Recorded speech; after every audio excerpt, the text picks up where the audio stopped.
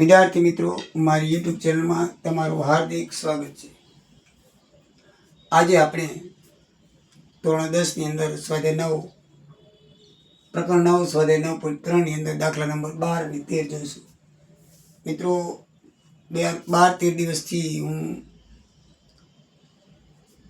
આપણે યાત્રાએ ગયેલો ઓરિસ્સાની અંદર જગન્નાથપુરી. તો સંઘ હતો, કથા હતી. 12-13 દિવસ થઈ ગયા એટલે વિડીયો મોકલી શકાય નથી, તો ક્ષમા કરજો. આજે પરત આવ્યો છું 7 વાગે, તો ફરીથી ને વિડીયો શરૂ કરીશ. હવે નિયમિત રીતે આવતા રહેશે. તો આપણે પહેલો દાખલો જોઈએ તો 12મો. 7 મીટર ઊંચાઈ એક ઇમારત પરથી કેબલ ટાવરની ટોચનો ઉચ્છેદ કોણ 60 અને ટાવરના તળિયાનો અવક્ષેપ કોણ 45 છે. તો ટાવરની ઊંચાઈ શોધો. તે 7 મીટર ઊંચી ઇમારત, ઈડી 7 મીટર ઊંચી ઇમારત છે. આ એસી ઈ ટાવર છે, આ મોટો આવડો જબર, બંને જમીન ઉપર છે, બરાબર છે.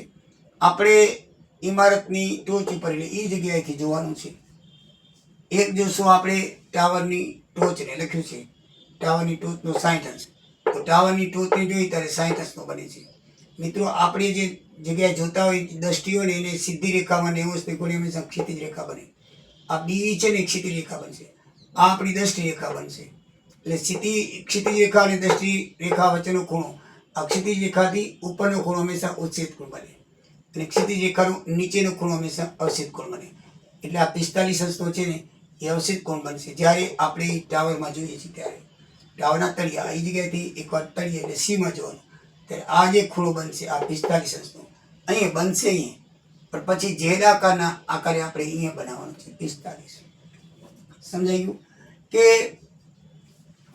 આ જે છે કાલ્પનિક રેખા દોરી નાખવાની ક્ષિતિજ રેખા, એટલે એ ત્રિકોણ બને.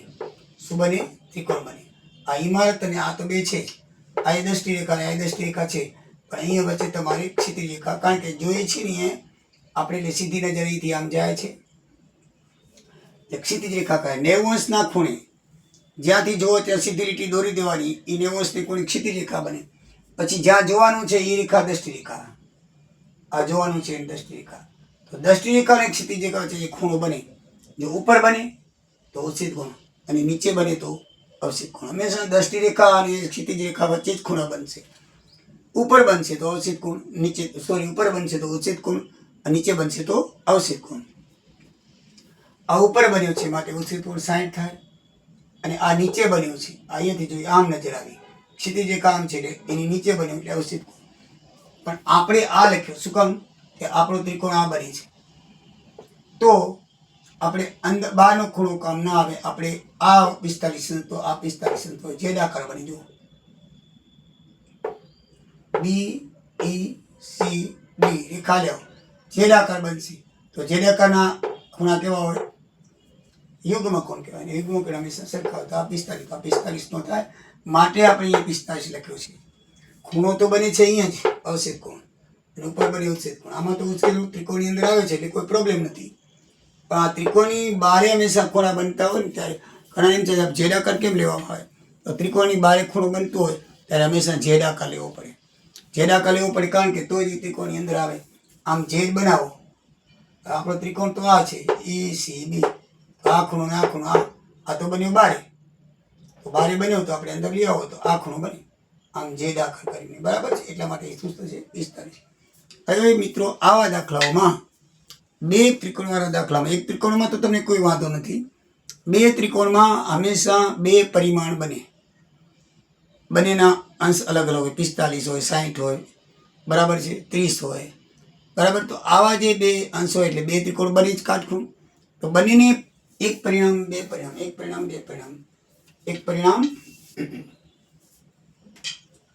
એક પરિણામ બે પરિણામ, એમ આપણે આવશે.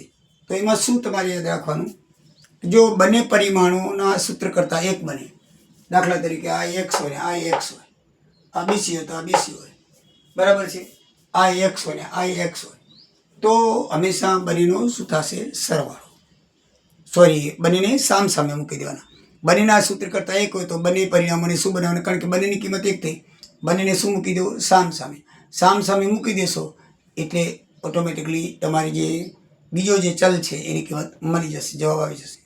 સામ સામે ન હોય અને અલગ અલગ સૂત્ર કરતા આવે, અહીંયા બીસી છે બીડી છે, તો એમાં દાખલાના પ્રમાણે કાં તો સરવાળો થાય કાં તો બાદબાકી થાય. ધ્યાન રાખજો, અલગ અલગ સૂત્ર કરતા તો સરવાળો અથવા બાદબાકી, સેમ સૂત્ર કરતા તો સામ સામે મૂકી દેવાનું. સેમ સામ સામે, અલગ અલગ સરવાળો બાદબાકી. સમજાઈ ગયું? તો આપણે અહીંયા આપણે જોઈશું તો tan 60 ને આપણે ABE ત્રિકોણમાં ખૂણો E ને tan 60 માનીએ તો ખૂણો E ને tan 60 માનીએ. શું માનીએ? tan થીટા ને E ને આપણે 60 ને આપણે tan થીટા સ્વરૂપમાં ગણીએ તો tan થીટા બરાબર આ 60 ની સામેની બાજુ AB અને પાછળની બાજુ B, AB છેદમાં B, તો tan થીટાની કિંમત છે 60 AB ની કિંમત આપણે ધારી છે h, નીચે પણ ધારી છે x, એ વર્ગમૂળ 3 આની કિંમત થાય કોઠામાં જુદા, અને h છેદમાં x એ એમને એમ રહેશે, h છેદમાં x. હવે આપણે x ને અહીંયા લઈ આવીને વર્ગમૂળ 3 ને આમ લઈ જઈએ, x બરાબર h વર્ગમૂળ 3. શું આવ્યું? એક પરિણામ. બીજું છે tan 45, એની સામેની બાજુ ED અને પાછળની બાજુ CD. tan 45 કિંમત કોઠામાં 1 અને ED ની કિંમત દાખલામાં આપેલી 7 છેદમાં x, સામસામેની બાજુ સરખી એટલે x, માટે x બરાબર સીધા 7 જવાબ આવી ગયા. હવે આમાં સરવાળો નહીં કરવો પડે, બાદબાકી નહીં કરવી પડે, કારણ કે x ની કિંમત આમાં આવી ગઈ છે, તો આપણે સીધી આમાં મૂકી દઈએ, પછી સરવાળો બાદબાકી કરી નાખશું. તો આમાં x ની કિંમત આપણે મળી જાય છે, બરાબર છે, પરિણામ 1 અને 2 માં. તો આપણે લખ્યું છે કે પરિણામ 1 માં x બરાબર 7 મૂકી દઈએ, અહીં x બરાબર 7 મૂકી દઈએ, 7 બરાબર 1 છેદમાં શું થાય? વર્ગમૂળ 3. માટે h બરાબર શું થાય? વર્ગમૂળ 3 આમાં જાય, h બરાબર 3 વર્ગમૂળ 7 વર્ગમૂળ 3. હવે એને પરિણામ 1 અહીંયા માની લો, આ સાચું પરિણામ, બરાબર છે. હવે 1 અને પરિણામ 2 નો તમારે શું થશે? સરવાળો કરવાનો થશે. શું કામ? કે જો આપણે બીસી કિંમત દાખલામાં આપેલી છે 7, બરાબર છે, અને એની કિંમત h કિંમત આપણે શોધી. શું શોધી? h કિંમતની આપણે શોધી. કેટલી આવી? પરિણામ 1 મુજબ h બરાબર 7 વર્ગમૂળ 3, બરાબર છે. AB ની કિંમત તો ઊંચાઈ એટલે આવડી ઊંચાઈ થાય, તો AB વત્તા BC, AB વત્તા BC. AB ની કિંમત h છે, AB ની કિંમત શું ધારી છે આપણે? h વત્તા BC આરી, BC એટલે આરી BC. એ 7 છે, કારણ કે EC 7 હોય તો સામે BC પણ 7 થાય, એટલે 7 થઈ. તો આપણે h ની કિંમત મળી છે પરિણામ 1 ઉપરથી, પરિણામ 2 ઉપરથી, બરાબર છે. એટલે પરિણામ 2 ની કિંમત એમાં પરિણામ 1 માં મૂકી એટલે આપણે મળી, તો આપણે h ની કિંમત મૂકી દઈએ. કેટલી? 7 વર્ગમૂળ 3, અને BC ની કિંમત તો 7 છે, તો 7 બંનેમાં કોમન નીકળશે, વર્ગમૂળ 7, અહીંયા કાંઈ વધે 1, તો 7 વર્ગમૂળ 3. તો ટાવની ઊંચાઈ બરાબર 7, શું થયું? વર્ગમૂળ 3 વત્તા 1 મીટર જવાબ આવશે મિત્રો. તો આ રીતે દાખલો થાય. દાખલા નંબર 2 ની અંદર દરિયાની સપાટીથી 75 મીટર ઊંચી દીવાદાળી પર તે અવલોકન કરતા દરિયામાં રહેલ 2 વાહનોના અવશેષ કુલ માપ 30 અને 45 અંશ માલુમ પડે છે. હવે મિત્રો બંને અવશેષ કોણો છે, તમને દીવાદાળીની ખ્યાલ તો હશે, છતાં પણ નવું તો કહી દઉં કે પહેલાંના વખતમાં દરિયાની વચ્ચે અથવા દરિયાના કિનારે મોટો સ્તંભ ટાવર જેવડો મોટો ટાવર આપણે એને કહીએ, ઊંચો લગાવવામાં આવતો, અને એના ઉપર અત્યારે તો લાઇટો આવી ગઈ છે, હજી દીવાદાંડી છે, લાઇટો આવી ગઈ છે એટલે લાઇટ મૂકે છે, નહીં કે દીવો કરવામાં આવતો એટલે એને દીવાદાંડી કહે. દાંડીની જેમ આમ ઊંચો હોય અને એને ઉપર એ દીવો રાખે, અહીંયાથી સીડી લગાવી માણસ ચડી અને પછી એ રાતના ત્યાં દીવો મૂક્યા હોય એટલે એનાથી દરિયામાં જે વહાણ આવતા હોય એને ખબર પડે કે અહીંયા જમીન છે. એટલે મોટી મોટી સ્ટીમરો જો દીવાદાંડી વચ્ચોવચ્ચ હોય દરિયાની, તો જમીન હોય તો અકસ્માત થવાનો ભય રહે, કારણ કે મોટા વાહનો છે નીચે જમીન આવી જાય, ફૂલ સ્પીડમાં આવતા હોય તો અથડાય, કારણ કે ઊંડા પાણીમાં જ એ મોટા વાહનો રહી શકે. અને જો સામે કિનારો હોય તો એ સમજી લે કે હવે કિનારો આવે છે તો વાહની ગતિ ધીમી કરી નાખીએ, બરાબર છે. એટલે કિનારો આવતો હોય કે બીજા વચ્ચે કોઈ જમીન આવતી હોય, દરિયામાં કંઈ બધું સરખું ન હોય, એ શું આવતું હોય? જમીન પર વચ્ચે આવે. હમણાં અમે ગયા હતા, તમને વાત કરું, હું પ્રવાસે જઈને આવ્યો, યાત્રાએ જઈને જગરાજપુરી, તો ત્યાં ગંગાસાગર અમે ગયા હતા. તો ગંગાસાગરની વચ્ચોવચ્ચ તમારે ગંગાસાગરમાં જવું હોય તો ગંગાસાગરની વચ્ચોવચ્ચ 30 30 મીટર લાંબો, આમ 30 કિલોમીટર લાંબો ટાપુ છે અને એના ઉપર ગામ છે અને ત્યાં આપણે જવું પડે, ત્યાં આપણે ગંગાસાગર આવવું પડે. બસ આ રીતે. એટલે આ વાહન ફૂલ આવતા હોય, જો એ ઠકણે કોઈ નિશાન ન રાખ્યો તો રાતના સમયમાં આકાશ શું છે ને પાણી શું છે કાંઈ ખબર ન પડે, બધું એક જ લાગે, ઘોર અંધારું, ગામ તો દેખાય નહીં. એટલે આવી દીવાદાનીઓ રાખવામાં આવતી. એટલે દીવો ઉપર બળતો હોય ને ત્યારે માની લે કે અહીંયા ગામ, અહીંયા જમીન આવે છે, એટલે એને દીવાદાની કહેવામાં આવે છે. તો મિત્રો આ દીવાદાની ઉપર એ દીવો હોય ને અહીંયા આપણે જોઈ શકીએ. એ માણસ દીવો મૂકવા જાય એટલે આ જગ્યા ઉપરથી જોવે, શું જોવે? વાહનને. તો એને એક પહેલું વાહન અહીંયા દેખાનું સી, બીજું વાહન એક દેખાનું ડી.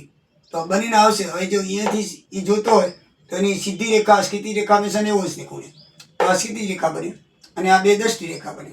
કઈ બને? અને દ્રષ્ટિ રેખા અને સીધી રેખા વચ્ચેનો ખૂણો એ હંમેશા આવશે કોણ? અને આ દ્રષ્ટિ રેખા, આ એ દ્રષ્ટિ રેખા. દ્રષ્ટિ રેખા અને ક્ષિતિજ રેખા વચ્ચેનો ખૂણો શું બને? અવસિત ખૂણ, અવસિત ખૂણ. જો નીચે બને, આ બને નીચે બને, જો આ રી બને ખૂણા કેવા બને છે? નીચે. તો એ બને શું કહેવાશે? અવસિત કોણ કહેવાશે. બને કેવા કહેવાય? આ ક્ષિતિજ રેખાથી નીચે બને છે. અહીંયા એક ઉપર બનતું તો એક નીચે બને છે, અહીંયા બને નીચે બને છે, તો બને અવસિત કોણ થશે. હવે આ ત્રિશંસનો બને છે. તો જો આ જેડા કરો, ક્ષિતિજ રેખાથી આમ લ્યો, આમ આવો, આમ આવો, એટલે આ 30 તો આ 30 તો જેડાકાર. હવે 45 અંશ માટે પણ જેડાકાર. કેવી રીતે જેડાકાર? તમે જરાક જોજો. આ રીતે આ રેખા ઉપર, આ 30ની રેખા ઉપર નહીં, આમ 45 રેખા ઉપર, આમ ને આમ. તો એ જેડાકારનું 45 બને. તો આ કેટલાનું બને? 45 બને. એ બંને ખૂણા 30 અને 45 બનશે. બરાબર છે. આપણે આ વાહન નંબર 1 છે, વાહન નંબર 2 છે. તો આપેલા આકૃતિમાં બે ત્રિકોણો બને છે, એક ABC અને બીજો ABD. ABC એટલે આ કાટકોણ, બીજો ABD આખો મોટો, અને એના ટુકડા કરીને એક નાનકો બને, એક આખો શું બને? મોટો. એ બે ત્રિકોણ બને છે. AB દીવાદાની છે. વાહન નંબર 1 C, વાહન નંબર 2 D. આ દીવાદાનીની ઊંચાઈ 75 મીટર આપી દીધી છે. બહુ જ ઊંચી હોય તો જ દેખાય દરિયાથી દૂર દૂર. બરાબર છે. આ બંને વાહન છે. પછી બે વાહન વચ્ચેનું અંતર એટલે આ શોધવાનું છે, C ને D વચ્ચેનું અંતર. તો મિત્રો પહેલાં આપણે BD શોધવું પડે અને BDમાંથી BC બાદ કરો તો આ CD મળશે. બરાબર છે. એટલે આમાં બે એક નહીં આવે, BCમાંથી BD બાદ કરવું પડશે. એટલે આપણે BD ને BCની કિંમત આવશે, બંનેની બાદ બાકી કરશો, બંને પરિણામની જવાબ આપણો આવી જશે. તો આપણે શોધીએ BC ને BDની. તો આને આપણે 10-45 માની, આની 10-30. 90% દાખલામાં, 95% દાખલામાં 10-10નો ઉપયોગ થયેલો છે. અને એકમાં એક આકૃતિવાળામાં કાં તો સાઈનનો હોય અને કાં તો 10નો હોય. જો સીડીની લંબાઈ શોધવાની હોય કે નિશાનની લંબાઈ શોધાય કે દોરડાની લંબાઈ શોધવાની, તો હંમેશા સાઈન, નહીં તો પછી 10. એક આકૃતિમાં શરૂ છે, બે આકૃતિવાળામાં હંમેશા 10નો ઉપયોગ થાય છે. તો બે વાળા છે અંતર શોધવું છે CD. બરાબર છે. તો આકૃતિ નંબર 1માં ABCમાં 45C છે, એને આપણે 10 થીટા માનીએ તો 10-45 બરાબર AB છેદમાં BC. AB છેદમાં BC 10-45 કિંમત 1 થાય. ABની 75 દાખલામાં આપી દીધી. BC રાખો તો BC નો એક સાથે ગુણાકાર કરી, BC બરાબર 75, પરિણામ 1. ABDમાં એટલે આ મોટો ABD, તો ABD ત્રિશંસ, તો સામેની બાજુ AB થાય આખી, નીચેની બાજુ BD થાય. તો AB છેદમાં BD વર્ગમૂળ, આની કિંમત જોઈએ તો 1 છેદમાં વર્ગમૂળ 3. ABની કિંમત 75 આપી છે, BD આપણે એમને લખી નાખો. તો આમાં ચોકડી ગુણા કરે તો BD બરાબર કરી તો 75 વર્ગમૂળ 3 આવે. હવે બંનેનો સરવાળો કરવાનો છે, બાદ બાકી કરવાની છે. આ BDનું માપ મળ્યું આખું, એમાંથી આપણે BC કાઢી નાખીએ તો CDનું માપની જરૂર છે, તો CD આપણને મળે. તો CD બરાબર BD ઓછા BC, તો 75 વર્ગમૂળ 3 ઓછા 75. તો આ 75 કોમન નીકળે, તો એ વર્ગમૂળ 3 એ કાંઈ ન વધે તો 75 વર્ગમૂળ 3 ઓછા 1 એ બંને વાહન વચ્ચેનું અંતર હોય. તો મિત્રો આ જવાબ આવે. એકદમ ઇઝી અને સરળ દાખલો છે. આમ સમજણ પડી જાય તો ઇઝી છે, ન સમજણ પડે તો ન આવડે. બરાબર છે. હંમેશા અમે કહેલી વસ્તુ યાદ રાખજો, પરિણામ 1 અને પરિણામ 2 સેમ સૂત્ર કરતા આવે તો સામ સામે મૂકીને જવાબ શોધો. સેમ સૂત્ર કરતા ના આવે તો દાખલામાં જુઓ, બાદબાકી કરવાની છે કે સરવાળો, તો બાદબાકી અથવા સરવાળોથી જવાબ તમારો આવી જશે. બરાબર છે. જય સિયારામ, જય દ્વારિકાધીશ.